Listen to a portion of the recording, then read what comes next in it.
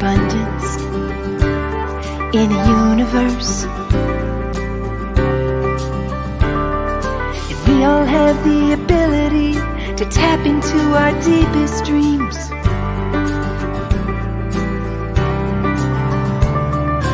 You can learn and grow at your own speed and build a business based on your own needs. Well, I bet you didn't know you could make money from your home and take control of your security. Yeah, I bet you didn't know that you could make it on your own and take good care of your family. Why do we wait until tomorrow when we could do it today? Step out of your comfort zone and take a leap of faith. You can learn and grow at your own speed and build a business based on your own needs. Well, I bet you didn't know you could make money from your home and take control of your security. Yeah, I bet you didn't know that you could make it on your own and take good care of your family. Bedrock bookkeepers rocket from their home. Bedrock bookkeepers make it on their own. Bedrock bookkeepers live it in the zone. Well, I bet you didn't know you could make money from your home and take control of your security. Yeah, I bet you didn't know that you could make it on your own and take good care of your family. Well, I bet you didn't know you could make money from your home and take control of your security. Yeah, I bet you didn't know that you could make it on your own and take good care of your family. Well, I bet you didn't know you could make money from your home and take control of your security. Yeah, I bet you didn't know that you could make it on your own and take good care of your family.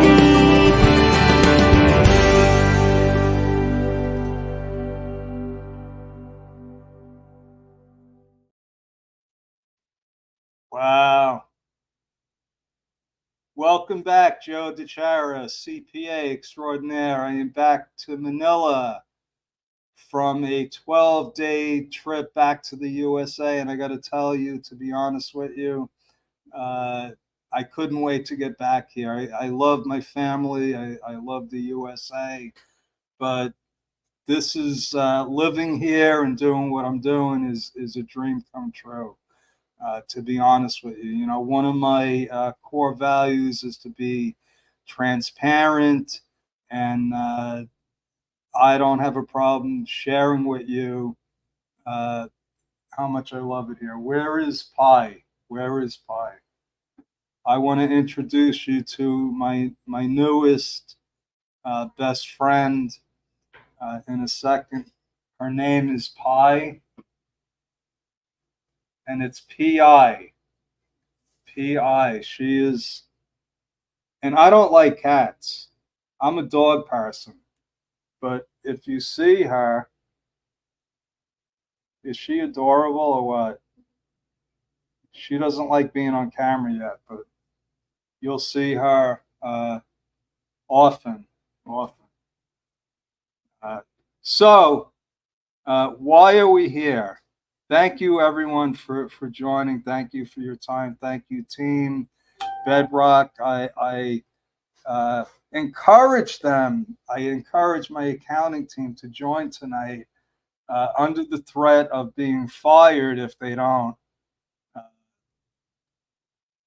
Because this is a very, very important subject that we're going to be covering for forever.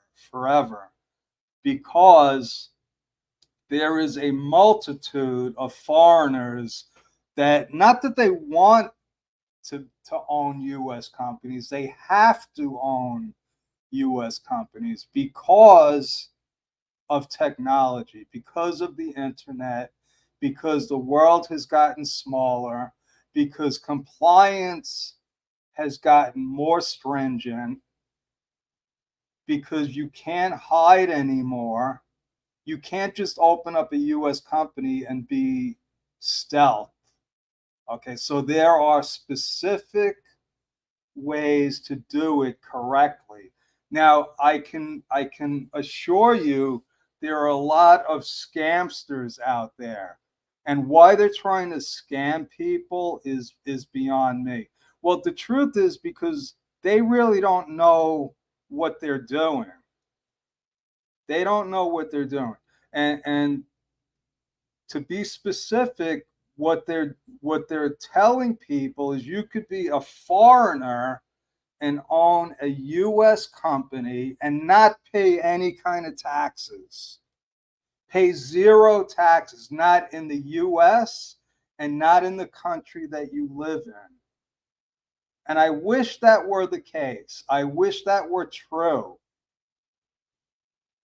Because they would not be hurting hundreds of thousands of new small business owners. Because let's face it, folks, the tax laws are complicated.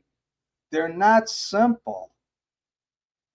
They're not simple. So when you hear somebody that sounds and looks like an expert and they give you advice and direction, who's going to blame you for following that direction? But the problem is that whoever signs those tax returns and sets up the entity is ultimately responsible, not the scamster that is setting you up. Yeah, eventually they will get caught. They will get caught by the IRS, by the FBI, because what they're telling people is just not true. So, what I would appreciate right now, because I do, hey, Pi, my Pi friend is watching. So, if you could give me a hashtag live, that so I know that you're watching this live. And more importantly, if you give me a hashtag recording, I know that you're watching the recording. Because this is going to be, it is already a huge, huge topic, a big topic for jump starters that want to start and own their own agency. And that's really why I'm doing this. Okay, thank you, Deck. Thank you, Mariko. Thank you, Luz, even though you were under the threat of getting laid off.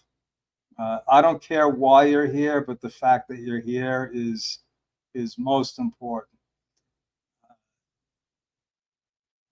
So while I was away, sometimes taking a break, not that this was a break, it was, yeah, it's a long trip back to the USA. I spent a day and a half coming back, but it was all worth it because it gave me time to look at what I'm doing, why I'm doing it, and who I'm doing it for. And it really comes down to the jump starters. It comes down to the people that want to start and own their own agency. Why is that? Because my why is to empower people, empower small business owners. That's why I'm doing this. And everything I do, everything we do in Bedrock is geared towards empowering the small business owners. Now, how we do that, there's a lot of different ways how we do that. And this is one of the ways we educate people. We give information, valuable information. We load it up into YouTube, onto the internet, so it's always up there. And people that need this information, hopefully they will find it. They will find it. And I'm going to tell you a couple of true stories before the end of this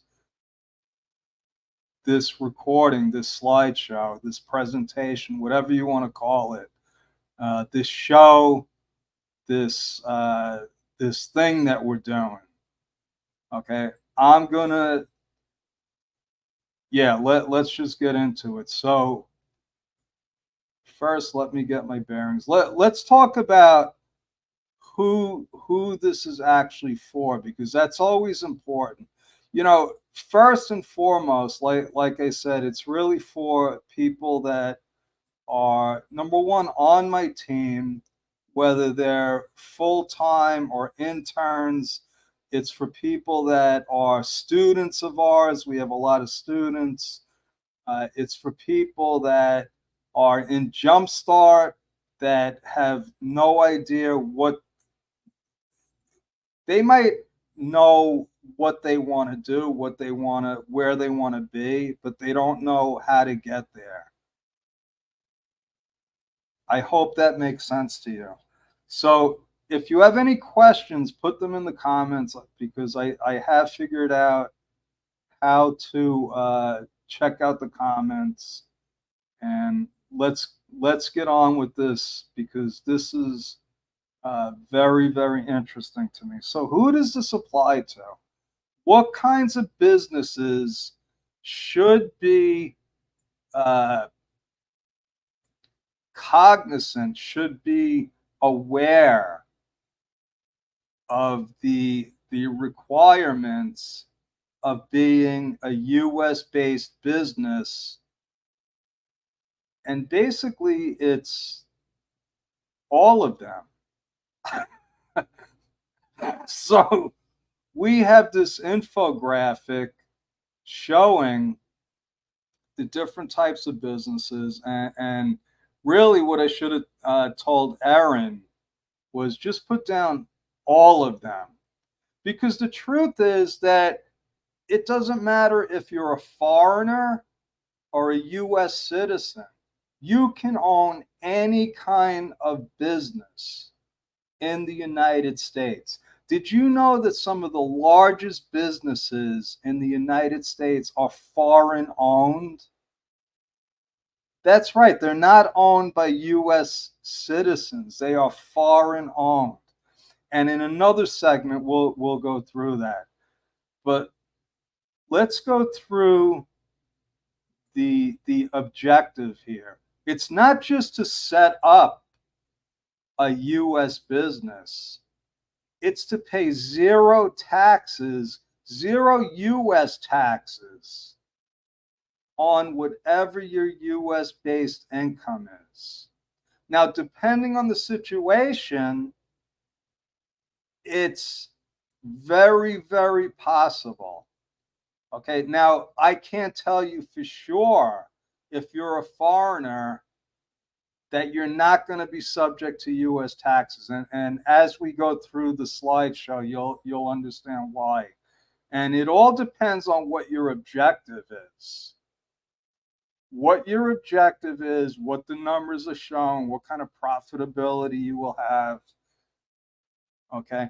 And also, let me preface this by saying that we deal with small businesses. We're not dealing with Microsoft and Apple and multi-million and billion-dollar entities. We're talking about startups, people that want to set up an Amazon store, a Walmart store. They want to accept Stripe. All these different industries that are forced to have a US-based presence. Now, sometimes somebody might want to have a US-based company for marketing purposes, because it's a lot more powerful if you're based in the US. If you want to do business with people in the US, they want to do business with a US based company. Okay, so there's all different kinds of reasons why people want to start a US based company. But I can show you, and before the end of this presentation, I'm going to show you exactly how you can pay zero US taxes legally. Legally, because like I said in the beginning, there's a lot of scamsters out there that are showing people how to pay zero taxes illegally, which makes no sense to me, except for the fact that they really don't know the rules, the laws, the regulations, and what's going on with the IRS. What is the law? The law is simple. Well, for me, it's simple. If you're a foreigner, believe it or not, you are subject to the same exact US laws as a United States citizen. Now, the mechanisms and the logistics are a little bit different. They are a little bit different. But if not done correctly, the penalties are substantial. They are substantial. And I'll give you an example. If you don't file one form, it's a $25,000 per year penalty. So if you really want to know how to set up a US company for a foreigner, all you got to do is take my courses, our courses, because we go through all the legalities that have to do with setting up a US company. Now, when you're a foreigner, like I said, there's a couple of peculiarities. There's a couple of instances where things have to be handled a little bit differently because you don't have a social security number, you don't have a US residence, there's taxability issues on a personal level, and we're going to go through all of that. Now, the first thing that you have to do as a foreigner that wants to set up a legal US entity is register it. It has to be registered in one of the 51 states. Now, there's 50 states, but there's also a semi-state called the District of Columbia. Don't ask me why it's like that. But if you want to do business in the District of Columbia, it's another registration. It's like a state within a state. But the good news is, if you're a foreigner, you want to be in one of the tax-free states. And there's only 7 of them. And usually the state of choice is Wyoming. Why Wyoming? Because the fees are lower. There's, like I said, there's no state income tax. And administratively, it's just a lot easier. Now, a lot of people go to Delaware. Why? Because when they do an internet search, they're going to find, oh, you should set up an LLC in Delaware. You should set up an LLC in Delaware. And I'm going to explain to you why setting up an LLC is not even relevant. So you could see people make a lot of mistakes when they open up a US-based company. Not only foreigners, people in the US make a tremendous amount of mistakes. And people on my team, the Bedrock team, know this as a fact. They register in the wrong state. They don't file their annual reports. So if you're a foreigner, the rules are the same as if you're a US citizen. Okay, as far as registering a business. So normally you want to register in Wyoming. And again, I'm going to preface this by saying that everybody's situation is different. But most of the time, you want to be registered as a corporation, not as an LLC, depending on your situation in Wyoming. So I just want to take a second to say hello to Coach Yan Yan. Thank you for always supporting me. Thank you for your service. I see, I'm on social media a lot now, Marianne, so I see you and I'm emulating you. If anybody wants to know how to get clients, just follow Marianne, join her elite accounting people's program. I highly recommend it. It's a good, whether you're just starting out or you're a pro, an expert, join accounting people's and try to log on to her next batch of elite. Now, what's next? Like I said, we're going to talk about corp versus LLC. Now, we come across this a lot. People set up LLCs because it's cool, it's new. That's what you find out when you go on the internet. Oh, you should set up an LLC because it's easier to manage. The fact is that when you're a foreigner, you're going to be taxed as a corporation.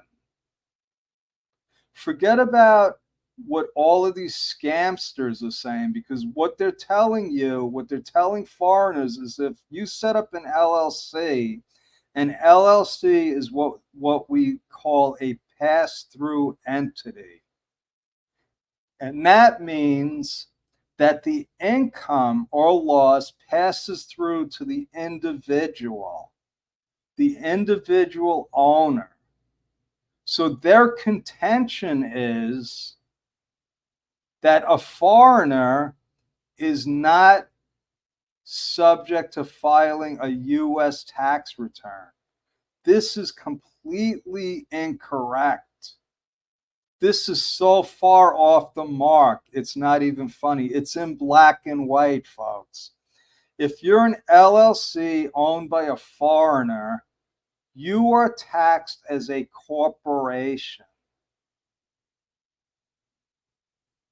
You are taxed as a corporation. An LLC, for tax purposes, for the IRS, an LLC is what we call a disregarded entity. In other words, the IRS does not recognize an LLC. But if you're a foreign-owned U.S. company, they specifically say you're going to be taxed as a corporation. Now, you could set up an LLC, but you're still going to be taxed as a corporation. So when I set up a foreign owner entity, I'm going to set them up as a corporation. It's just simpler. It's simpler. But again, let me preface that by saying it depends on your situation. Now, believe it or not, when you set up a U.S. company, you got to follow sound business practices. Okay, what does that mean? Part of it is you have to do accurate bookkeeping and accounting. Yes, you need to have books and records, just like a U.S. company owned by a U.S. citizen. So you have to make sure that you have a good bookkeeper and a good tax accountant. Two different things. Bookkeeping is not the same as accounting. Okay. In my course, I teach the triangle. There's the client, the bookkeeper, and the accountant. That makes for a strong team. Documentation. It's extremely, extremely important in today's environment, the way the IRS is being uh, reorganized, that you have good backup. That means keeping your receipts, keeping all of your receipts in an organized file system. Because guess what's going to happen if the IRS, and there's going to be a lot more audits. If you're based in the Philippines, you're probably, and you have a business or you're an accountant or a bookkeeper, it's normal to have audits.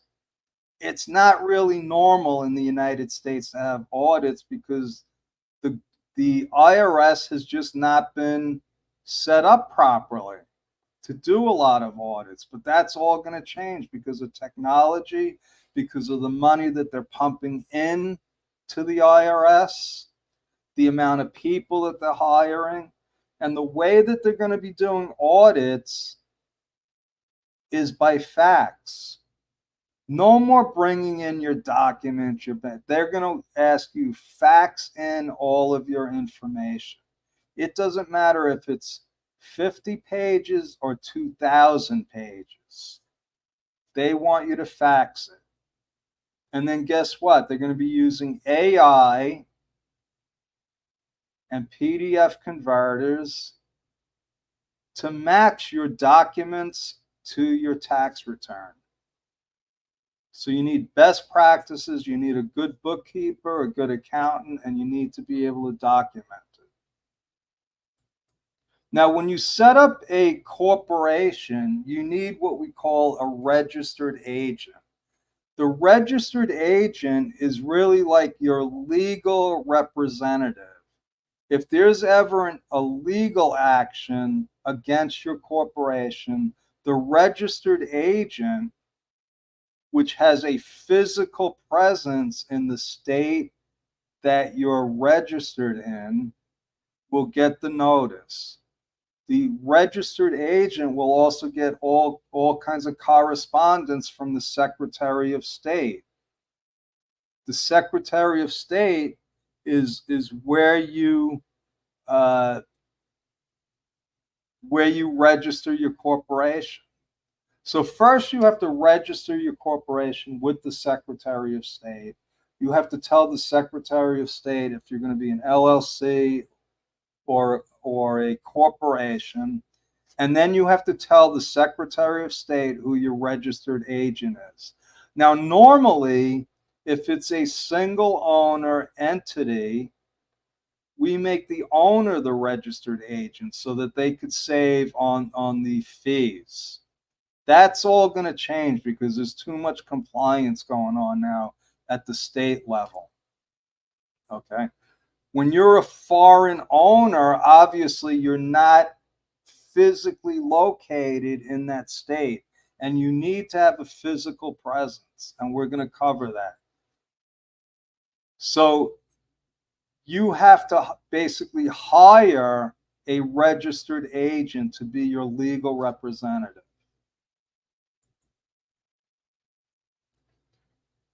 When you operate an entity,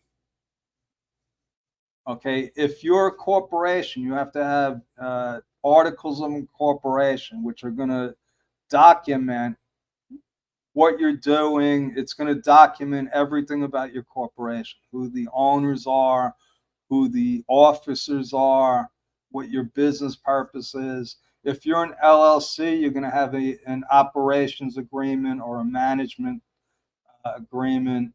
Depending on what state you're in, they have different terminologies, but you're going to have some kind of document that dictates what this corporation does, who owns it, and all of the details.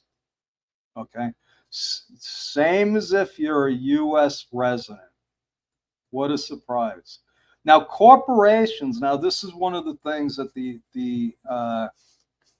U.S. government and most of the information on the internet misleads people.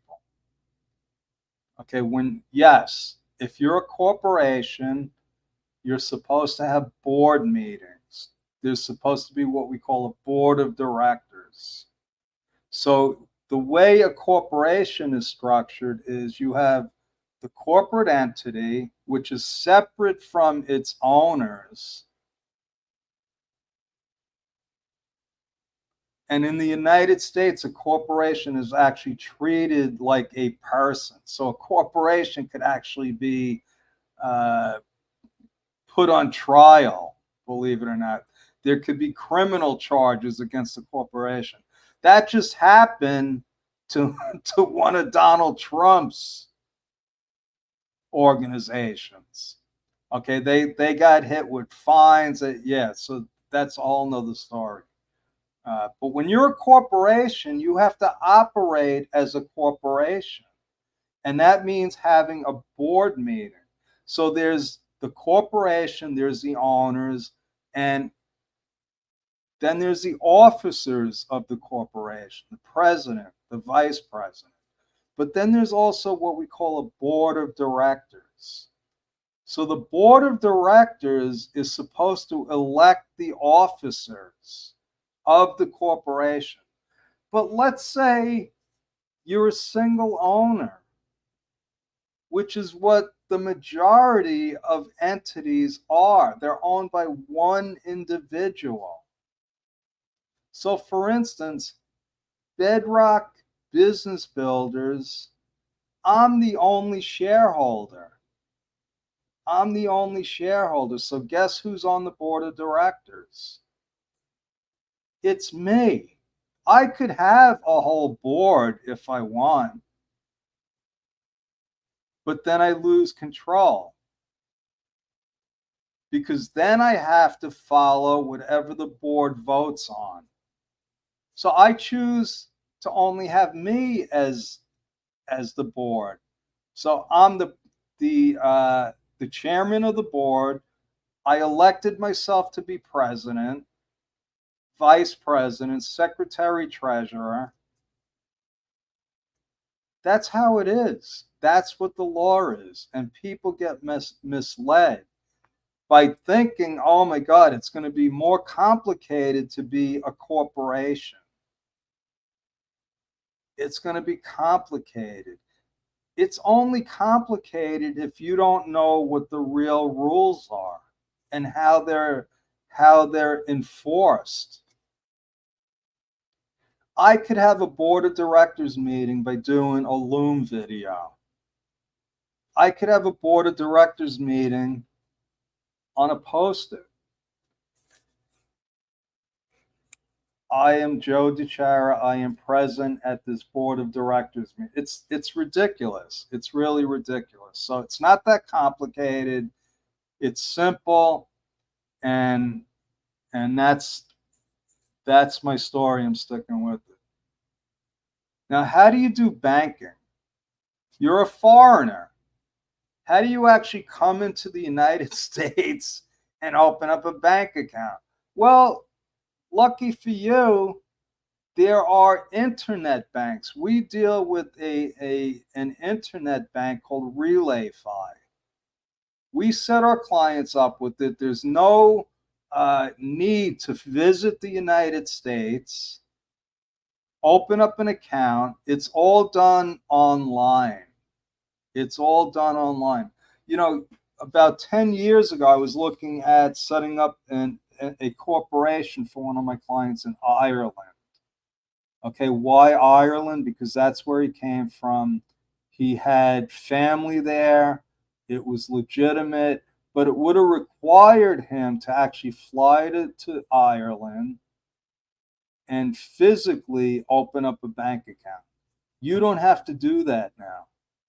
You don't have to do that now. So you can have, and RelayFi is only one of the options. I'm sure that there's a lot more. Okay. Thank you all for your posts and the comments. I appreciate it. I am looking at it. Thank you, Rona. Thank you, Kabiz. I hope I said that right. Randolph, you've been a follower. I'm looking forward to chatting with you. Thank you. And if you have any questions, just post them in the chat. So I think I saw Eileen just send me a message about RelayFi, but I'm not sure if, yeah, can you send that to me again? Hello, Ian.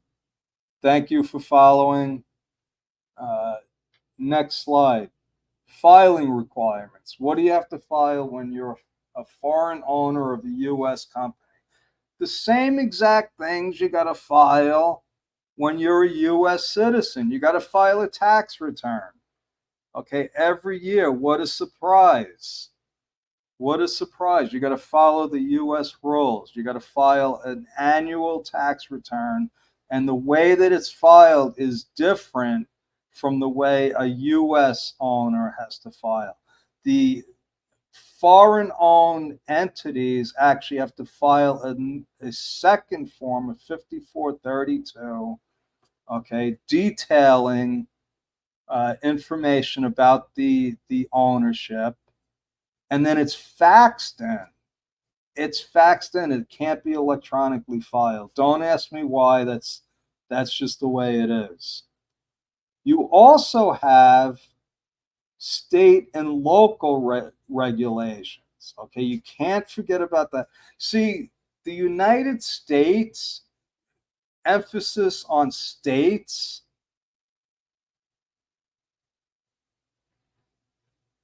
is, how could I say this? It all starts at the state level. Okay, wait, Chris is giving me something. Okay. Thank you, Chris. I'm going to post it in the chat. You could have just posted it in. So here's information on RelayFi.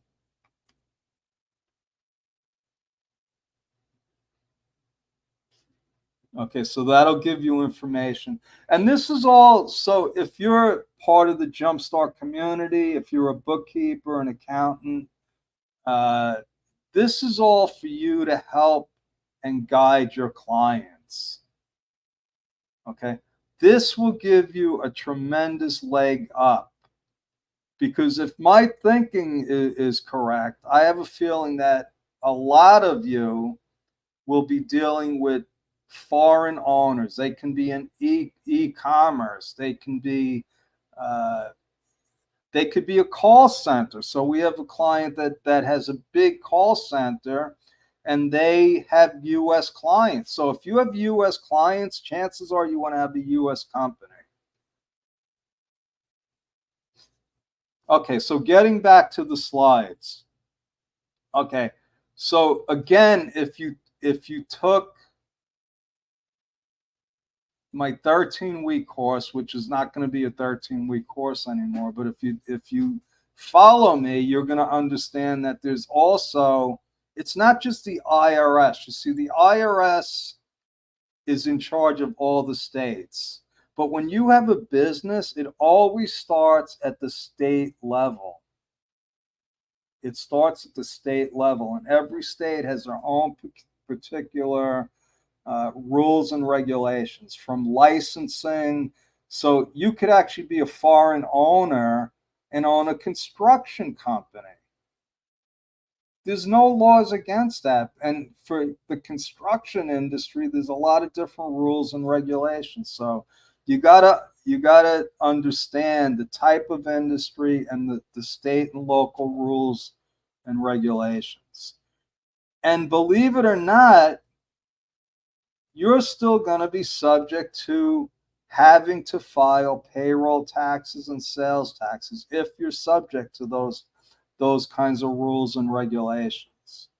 So if you have to hire employees, and for anybody that's part of the Jumpstart community or one of our students, I highly recommend signing up for the payroll course. I am planning on putting together a sales tax course because I know that it's in high demand. people want to know because there's a lot of companies in e-commerce, and sales tax, believe it or not, is probably the most complicated type of tax that there is, because and again, the sales taxes are dictated not at the federal level, at the state level. It's dictated at the state level. And there's all kinds of new rules and regulations. And if you get it wrong, it could cripple your client. Annual report. So now I explained about you need to have a registered agent, and what people fail to realize is when you register with the state, they expect some kind of fee. New York State is the only state, believe it or not, that I've done business with that doesn't require an annual report. What New York State wants is a biannual report. And it costs $9 to file. And if you don't file it, there's really no repercussions. What they want to know really is who owns the company and what your address is. So if you don't change that, if you've moved like I have, if you don't file it with the biannual report, you're going to have a problem. The other ramification is if you go for a business loan, the bank or finance company is going to check to see if you're in compliance. So it happens to us from time to time with New York-based clients that we have to go in and update their annual report. But every other state that we've done business, and we haven't done business in all 51 jurisdictions, but we've done business in a lot of them, and every single one of them requires an annual report and a fee. And guess what? If you don't file that, the state can dissolve the corporation. What does that mean? That means that your client does not really have a legal entity. And only bad things happen if you don't have a legal entity. There's a new thing called beneficial ownership reporting. Okay, and this has nothing to do with the IRS. This has to do with a branch of government that has to do with financial crimes. Okay, they want to know who owns every company, and it requires a report. Now it's new. I'm not, and Luz is the expert on it on our team. So Luz, if you can give us some insight on the beneficial ownership reporting requirements.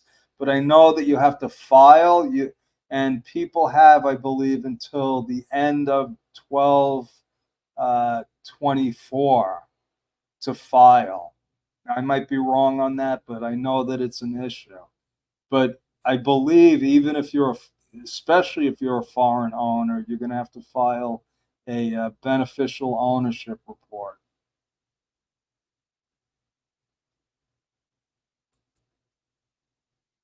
Personal tax returns for foreigners. Now this issue can get a little bit murky. Okay, a little bit murky, but it becomes pretty simple when you understand what the actual rules are. Now, if you are subject to U.S. taxes, you're going to have to pay taxes. How are you going to pay the taxes? It depends on your filing status. Okay, usually it's going to be done at the payment source. Okay, so if you're subject to U.S. tax filings, and I'm going to explain who's going to be subject to that in the next couple of slides. Whoever is paying you is going to have to withhold that money. They're going to have to withhold that money. Now, this also has to do, forget about if you're a foreign owner of a U.S. company. What if you're a foreign worker working for a U.S. company? Because the rules are the same. The rules are going to be the same. So just be aware of there are potential U.S. filing requirements on a personal level. And if there are, taxes are going to have to be withheld. So Luz just gave us some information. Existing companies, and this is in the chat, a reporting company created or registered to do business in the United States before January 1st, 2024 must file by January 1st, 2025. Okay. So, and then there's some other rules. So it looks to me like it doesn't, if you're a foreign owner or a U.S. resident, you still have to file before January 1, 2025. So what does it come down to if you have to file? And this is the last slide, folks. And this is the creme de la creme of the crux of the situation, because I have to tell you that we spent a lot of time and effort researching whether or not a foreign worker needs to be paying taxes in the U.S. And it's very, if you look at the rules, the instructions for the form, it's very, very murky. They don't give you a clear black and white answer. They use language like effectively connected with the U.S. business. So if you look at the withholding requirements for a foreign worker, what the form, and this is form W8ECI, okay, it's the withholding requirements for a foreign worker. And what the form will tell you is everybody is subject to U.S. tax withholding. And then it goes on to say, if they are effectively connected with the U.S. trade or business. Now, I had a problem with this from the beginning because I told my workers, my team, because they all live in the Philippines, they're all considered independent contractors. Now, an independent contractor, I am not, a U.S.-based company is not required to withhold money for an independent contractor. If you're a U.S. citizen, you're going to get a Form 1099 reporting that income. But if you're a foreigner, you can't get a 1099 because you don't have a tax ID number and you don't have a social security number. So there's no way to report it. Well, all that is changing, folks, because of the internet, because of technology, because of the fact that countries are talking to each other now. So what does it really come down to? When the IRS says effectively connected with a trade or business, what exactly do they mean? Because in my eyes, all of my team members, Luz, Catherine, Rona, Grace, they're all effectively tied to a U.S. business. But the problem is they don't have a physical presence in the United States. Now, I know this because of a rule called nexus. Nexus is a legal term which states that if you do not have a physical presence in a location, and this is in the United States, you're not required to file a tax return. So I did some digging. And the truth is that I was correct. If lose, and this is where it gets really, really dicey. Okay, so Luz has some more information about the beneficial ownership reporting, and it's in the chat. Now, what you can do if you don't know, you could actually save the chat, or you can copy and paste it right now because there's a lot of good information on it. So this is where it becomes murky. And it becomes one of those things where it becomes hard to enforce, almost impossible to enforce for a small business. But as the accountant, as the bookkeeper, our jobs are to inform our clients, to guide them and tell them, listen, this is what the rule is. This is what the rule is. Now, I mentioned Form W8ECI. And when we found out about this, I had all of my team members sign one, because that alleviated me from having to withhold 30% of their pay. Now, I hope that you're following me on this, because this is pretty new. This is pretty new, and the reason why it's new is because the world has gotten a lot smaller. A lot more U.S. companies are outsourcing. They're hiring foreign workers.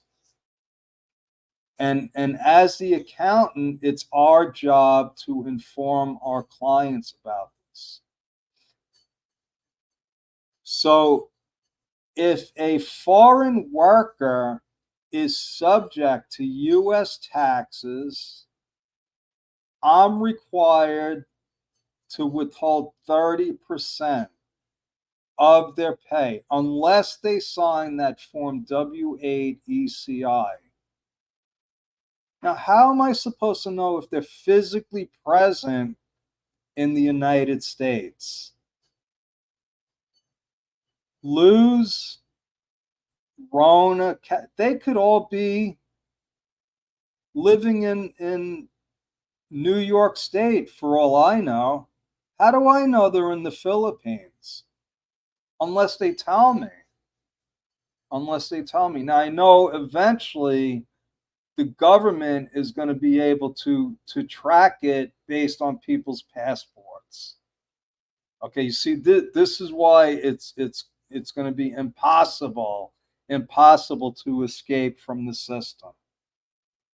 Now, it might take a while, but eventually, if they tell me, hey, Lou spent, and I don't remember the amount of days, the physical presence test, I believe it's, and Lou's, Catherine, if one of you can put in the rules of the physical presence test, I would appreciate it. But I believe it's 183 days. If somebody, a foreigner, spends 183 days in the United States, they are subject to U.S. taxes. Now, that might be over a 3-year period. I'm going to have to get back to you on that. If you have any questions, again, just post a question in the Facebook chat, or where the LinkedIn chat, wherever you're watching this from. But there is a physical presence test, and that's what's going to determine if your foreign team member has to, if you're responsible for withholding their taxes. I hope that makes sense. Now, if you're a foreign owner of a U.S. based company, you're subject to the same physical presence test. Okay, so if you're a foreign owner of a US based company and you spend X amount of days in the United States, you're going to have to file a US tax return. So that's the end of the slideshow. I hope that you learned something here.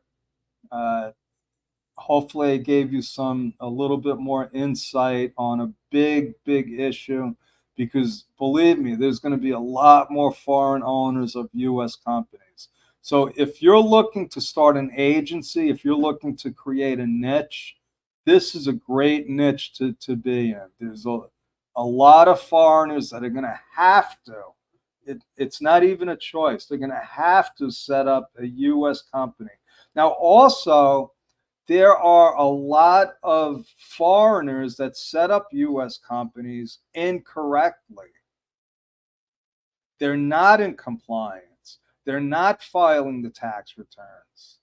They're not faxing in the right forms. Okay? It's not hard to set up a U.S. company. It's easy. Being in compliance is the hard part. And the US government, they don't care. They're like, yeah, set up a company.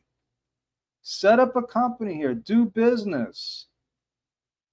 If you're not in compliance, we'll catch you later. We'll send you a letter.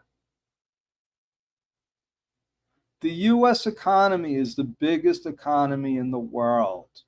Trillions and trillions of dollars going in and out, in and out. It's only a matter of time before they start plugging the holes of all these people that are not in compliance. And unfortunately, when I started Bedrock, and this is part of my why, when I started Bedrock, I wanted to be able to help small businesses tighten up their financial control, show them how to make more money. No, it's become all about compliance. How do we stay a step ahead of the government so that our clients don't get hit with a surprise? So this is a never-ending story. Stay tuned. Thank you, Jocelyn. Thank you, Ian. Thank you all for attending. Thank you, Pi, wherever you are, my new mascot. If you come to Jumpstart, you'll get to meet Pi personally. That should be a good reason for all of you to attend. And if you haven't, please subscribe to our YouTube channel. Why should you do that? Because recordings like this get uploaded, and then if you're subscribed, you get a notification that we have a new video. And you should definitely, if you haven't already, sign up for the Jumpstart Your Freelance Accounting Career, and then come to our grand launch on May 18th and May 19th. We have some special deals, an all-star cast of speakers. You're going to get to meet a lot of people. You're going to get to network with your peers. And if you don't walk away, and I'm gonna say this publicly, if you don't walk away completely satisfied, I will give you your money back. Okay, money back guaranteed. Okay, I don't want anybody to walk away unsatisfied. And if you do, I would be very, very surprised. Okay, it's not just the speakers. It's there's no substitute for the face-to-face physical activity. Okay, Zoom calls, this is great. It's great to connect with people like this, but you'll see when you meet Marianne face-to-face, when you meet Jonathan, when you meet Larry. Okay, I haven't met Cap or Steve C. yet. I'm looking forward to it. But again, it's different when you're in person. It's totally different. So, also every Monday at this time, 7 p.m., we do a live, specifically geared towards people that want to start and build their own accounting agency. Now, you could, you could start from scratch, just like I did, just like everybody else that has an accounting practice did at one point. We all started from scratch. Okay, it could be a 10-year plan. It could be, listen, I'm ready. I'm ready now. We're going to take you step by step through the whole process. And for anybody that ever wants to connect with me, just go to timewithjoe.com. Just mention that you attended my Facebook Live or wherever you connected with me from, and I'll be glad to chat with you. I love talking about business, about accounting. Actually, no, I don't like to talk about accounting. I like to talk about the accounting business, the business side of accounting. And this is our company. We're transparent. This is our legal address. You can always contact me. You can go to Joe at Bedrock Business Builders. Like I said, my job is to connect with people, and this is one of the ways that we do it. And I just want to say thank you and God bless. I hope you enjoyed this as much as me. And I want to thank everyone that attended. I want to thank Luz and Catherine and Rona and the rest of my team that were under the threat of getting fired if they didn't. Thank you, Myrna, Erin. Good to see you. So Erin is the actually the individual that does all these beautiful slides. I just give her bullet points, and look at what a great job she does. This is unbelievable. Believe it or not, folks, I used to do this. So when I say start from scratch, I've started from scratch way too many times, and I don't plan on starting from scratch again. So again, God bless. Thank you. Good night, and I'm glad to be home.